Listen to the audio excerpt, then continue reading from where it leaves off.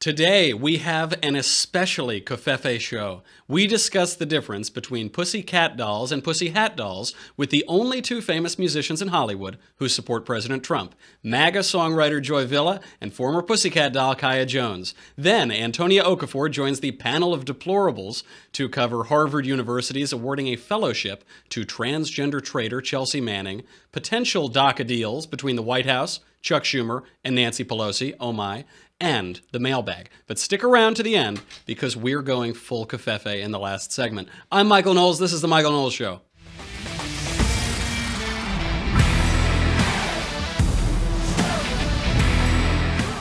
So Ben is on his way to Berkeley. I think like right now he just left.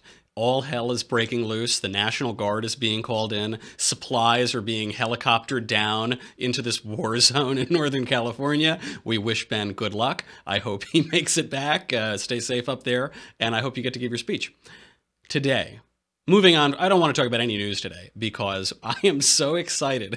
We are joined today by Joy Villa and Kaya Jones. Joy, everyone will know Joy because famously you wore a Make America Great Again dress to the Grammy Awards last year. That's right. It was the best thing ever. I loved it. It was so gutsy, unbelievable. And Kaya Jones, you came out also as a Trump supporter, former Pussycat doll. You left the Pussycat dolls. We want to talk about that later. And you're also totally out with your MAGA right-wing spirit in Hollywood. So now that you're out, you'll never have careers again. No, that isn't true. That isn't true because after you wore the dress, your album shot up to #1. #1 on all the charts. Billboard, Amazon, iTunes, Google Play, wherever fine music was sold, my album was #1 on it. And my newest song, Make America Great Again, is #1 on Amazon right now. Your song, Make America Great Again, I don't know how I made it this long without hearing it. Do we have a clip of that? Can we play it? I love it. We could all go under and drown.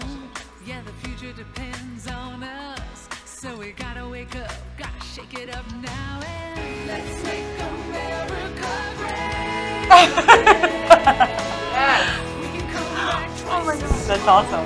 That's awesome. That's awesome. Yes. We can still be the I'm happy to have that in the pocket for Gotta check that out. Oh.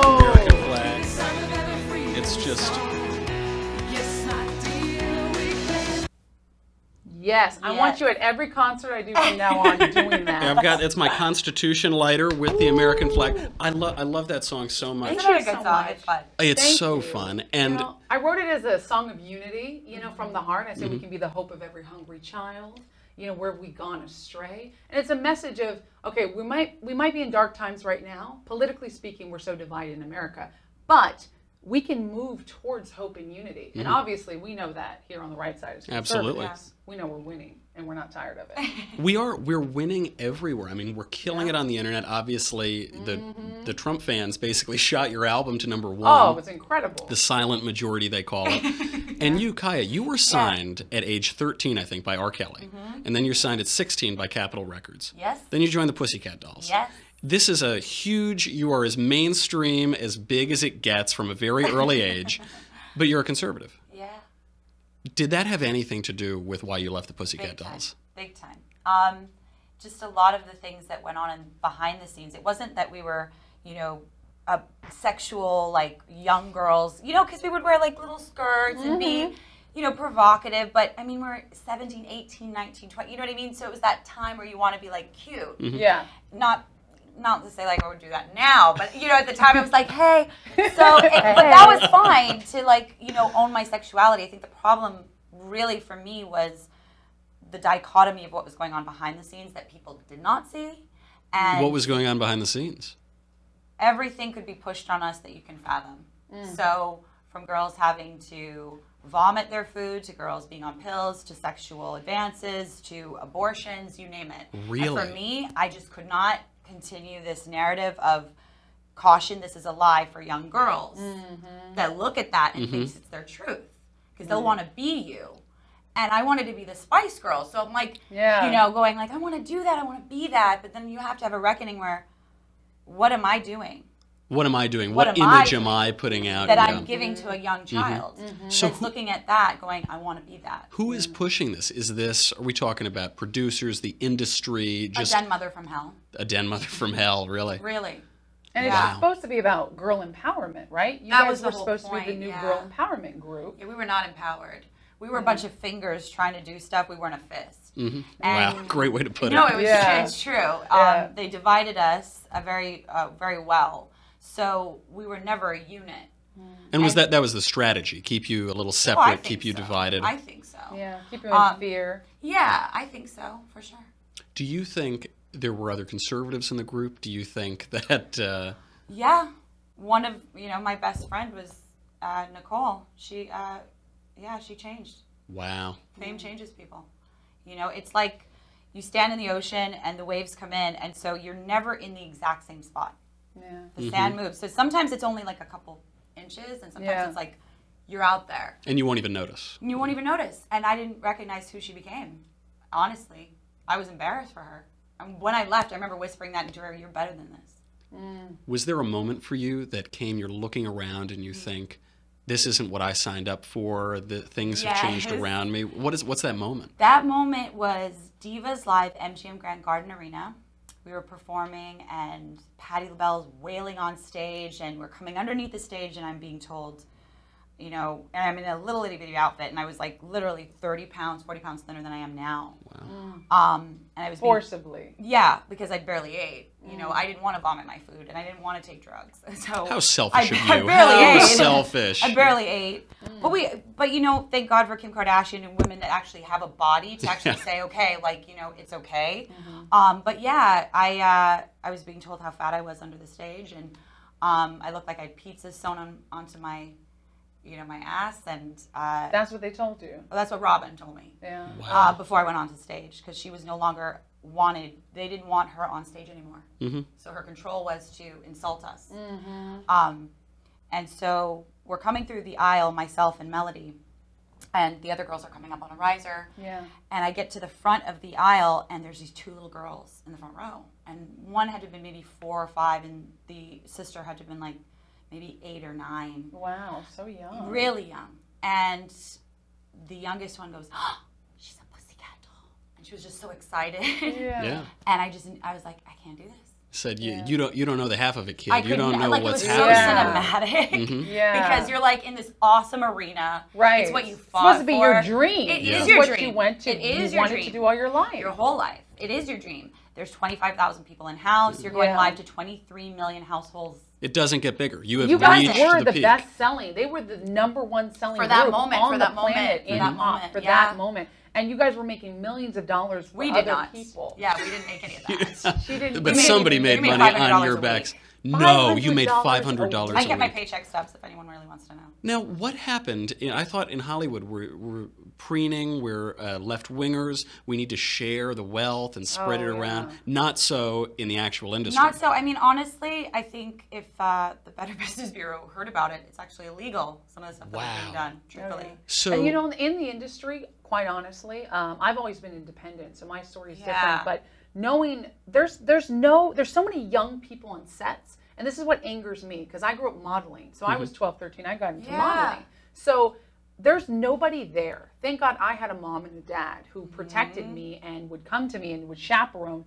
I have an older brother, but there's nobody there making sure that these children on set are getting fed, are getting water, are not getting molested. Honestly, it's like they treat you like you're an adult from the get-go.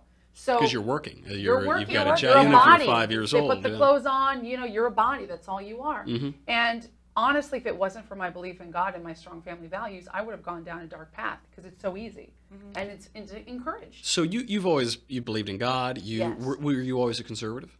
I was always a conservative. My story's funny because I grew up hardcore conservative, Republican, Christian, and my dad's a minister. My dad passed away, but he was a reverend, a minister, Christian minister. My mom was a gospel singer. So our family was all Pretty about solid singing. foundation. Yeah, exactly. And my mom's black and Choctaw Native American, and my dad is Italian. I could tell. That's why we get along so well. Oh my goodness. Oh, you guys good been talking, food, okay. Loud, super noisy, and super fun. But being a conservative in Hollywood, I always knew I wanted to be an actress, a singer, a dancer, a model, fashion mogul. I wanted to be Oprah. I want to have the whole thing. I'm still trying to be Oprah. I'm doing my best. You're doing your best. You're getting We're all there. trying to be Oprah. Oprah's the top of the pinnacle, but a conservative version. Yeah, we don't have that yet. So for me, I knew I was going to be in this industry, but from the beginning, my first email address was actress4jesus@yahoo.com. Wow. And I got hate calls constantly. Don't you know that you can't have a Christian faith in this industry? People would just call me. These are industry because my people. number and everything would be on my resume. These are industry people. They would email me hate messages. So I was like 13, 14 years old. I was like, all right, okay, this is how it is. I don't really care. I laughed at it.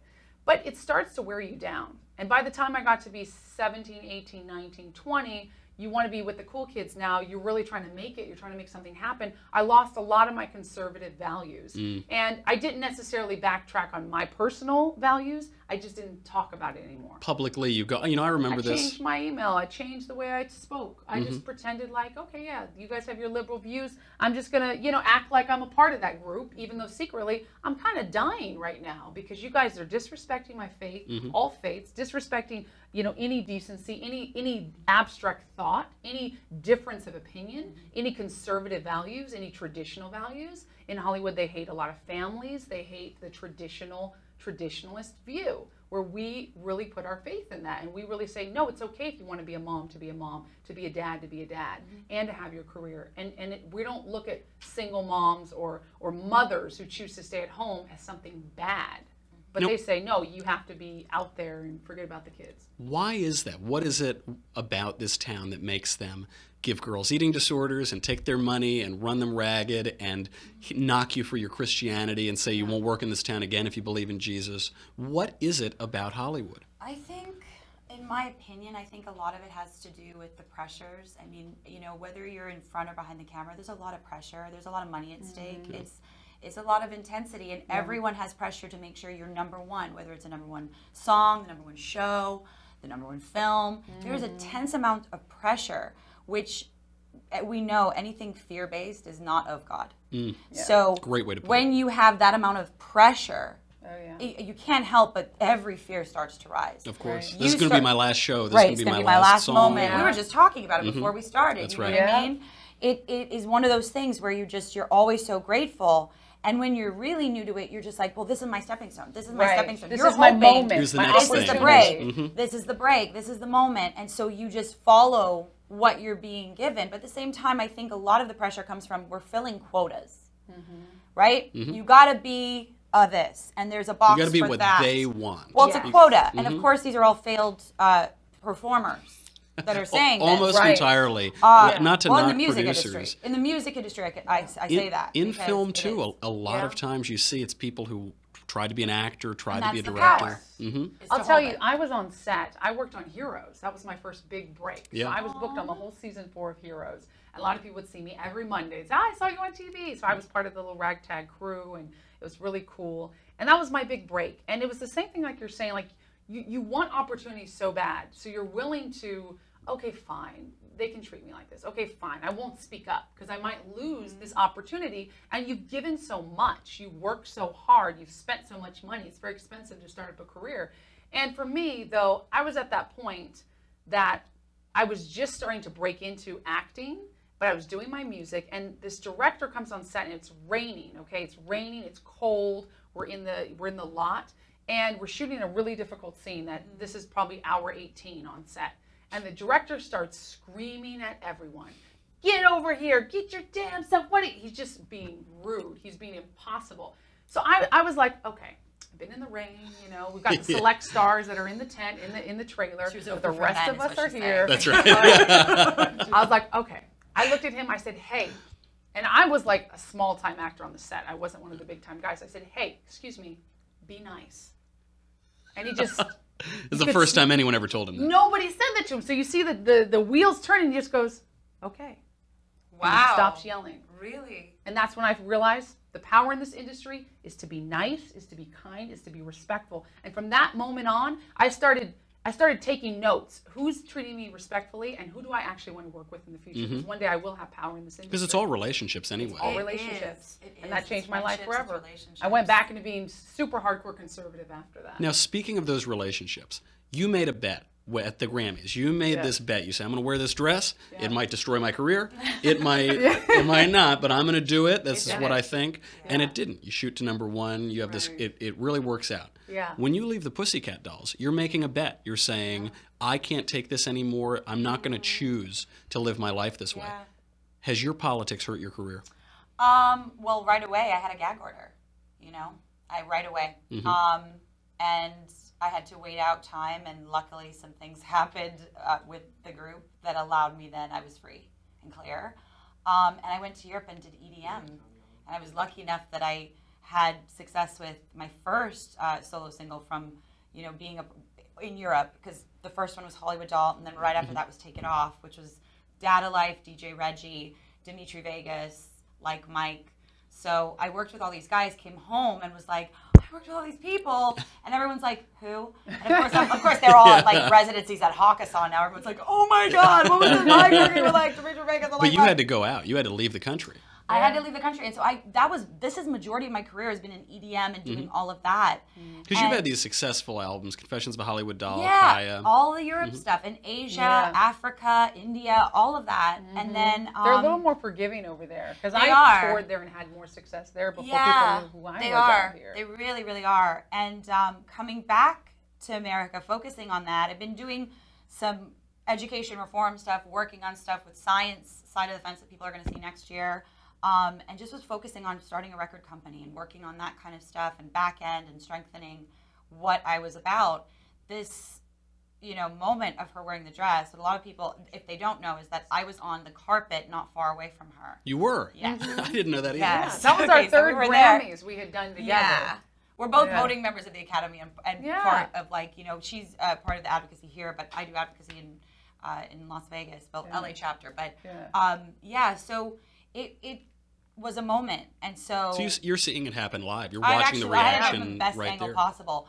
And you know, Andre is also a friend who designed the dress. Andre Soriano. And so he's a gay Filipino immigrant who loves Trump. Yep. The classic Republican vote. Exactly. Gay Filipino immigrant. He's amazing, though. One of many, obviously. And that's why it was so special, because it couldn't have happened any other way. Yeah. They see this narrative of what is their, you know, we're all about the minority. Well, you know, with her beautiful fro, the flower in her hair, okay, body on point, dress, the dress was like right. So they look at her, and I knew, like, honestly, immediately, it's a disconnect. So they're gonna then pay even more attention than it was on anyone else. It would never have worked any other way. It triggered a lot of people. Yeah, it did. It I triggered didn't a lot. expect that. I really didn't expect I know, that but like sort it was of amazing. reaction. I'll tell you, when I did it too, it was really just, I don't want to be stifled anymore. I don't want to be closeted anymore. I don't, you know, when Madonna said she wants to blow up the White House, I was like, are you kidding me? This is okay now? And she would never get in trouble for that. Never. You'd never get in trouble for that. Never. No, even though it's the people's house. It doesn't belong to Donald Trump. I mean, it belongs to you and me and all of us as Americans more than, you know. And more, if you want so him just to fail, yeah. you want America to fail. Yeah. That's really the important thing. It's our pilot. I said, listen, we're not campaigning anymore. He's the president. So you have to respect that. Yeah. You don't have to agree with everything he does. I always say that to my fan base. I do a lot of live Periscope chats and Facebook Lives and do a lot of stuff. And I say, listen, you don't have to agree with my politics, but you will respect them, and I'll give you that same respect. Not a safe space, but a respect it's space. totally missing now. You know, this just came out. I think it's at Harvard. They've renamed safe spaces into brave spaces. They're so brave. You can bravely pet little puppies and color in coloring books and things like that. Hang in their baby kid poster. Yeah. Yeah. It's ridiculous. But And this is our next generation of leaders, thinkers, scientists, God producers. forbid that it's them. They're being coddled like babies. You just said that you'll respect someone else's opinion even Absolutely. if they disagree. It seems that that's true across the right, with some exception, but generally the right, it seems to me, understands the left and respects their right to spout idiocies. Right. But it isn't true the other way. No, the left it's not. doesn't. They try to get us fired. Because it's feeling And based. you know what? Right. It's feelings, not facts. And they I know don't a guy who want says that. He's unity. up in Berkeley right now. Yeah. They don't really. Yeah. I hope he comes back okay. Yeah. Oh, we're praying for you, Ben. That selfie I took with him in the makeup booth might be the last picture. Oh, That's my right. goodness. Yeah, God forbid, Oh, you my know, it's goodness. no, you're right though. I mean, Yeah, they don't really want unity because unity says, okay, you can share your space, you can say what you say, and I'm going to say what I say. And we've had to cow down for the last 8 years under Obama. We've had to be so respectful and so walking on eggshells and so nice because if you say anything, you're racist. Yeah, that's absolutely right. Anything. And now we can finally rejoice and be happy, and yet they come down 10 times harder on us for even saying, hey, make America great again. A line. That's offensive. I That's can't now believe- equivalent to the Nazi symbol. It's not even a new line. Reagan used it. Nixon used it. Yes. It's been around. It's I a think simple JFK line. used it. It's been around forever, and it's a Yeah. basic statement. Let's make America great again. Exactly. What is more hopeful than that? Oh no, they say you guys are white supremacists. Yeah. Or even, Especially you. now. Especially Especially you. me. Now I'm a black white supremacist. Oh, just yeah, like that's Ben it. Carson. Yeah. Just like many of That's you. like you know. Ben is a Jewish Nazi. Oh yeah. And I'm a white Yeah, black and supremacist. I'm a quarter. My mom is Jamaican. I'm a quarter black. A bunch of other stuff on that other quarter, and then 50% Native American. And you're also, You're I right. presume, I a want to white play the first brick or supremacist. solar panel, and I keep saying that. I'm not kidding because I'm Native. I'm all about it. So please, let's yeah. go. But what we have in common is we all believe in supremacies. That's right. That's the one thing that really, in I'm a- 2017, that's what I'm a unites. Make Can't we all get America along? Great again supremacist. Yeah, there it is. There it is. There it is. MAGA supremacist. Supremacist. American exceptional supremacy. Yes. Okay, I could talk to you both all day, but Yes. we need to bring in our other friend. Oh. We need to Oh, bring yeah. in, we have right now, Antonia Okafor is going to come to us from some remote location. Antonia is the person who actually introduced the three of us. Yeah. But I know, listen, guys, I know if you're watching this right now on Facebook and YouTube, you want to watch. You've got Antonia Okafor, for goodness sake. But you can't unless you go to dailywire.com right now. It is just $10 a month, $100 a year. You get me. You get the Andrew Klavan Show. Hopefully, after Berkeley, you'll still get the Ben Shapiro Show, knock on wood. But forget all of that. What you'll really get is the Leftist Tears tumbler. Oh my gosh, look at this thing. So sexy. This I want one. is- So sexy. we I all want one. This is the finest vessel for leftist tears in the entire country. It'll outlast us all. It'll outlast us all. It will outlast the nuclear holocaust or the Berkeley chaos, whichever comes first. And what you can do, you can go to your leftist friends, you can play Joy's MAGA song with the dress, and then you can just collect all of the tears in this delicious tumbler. So go over there right now, dailywire.com. We'll be right back.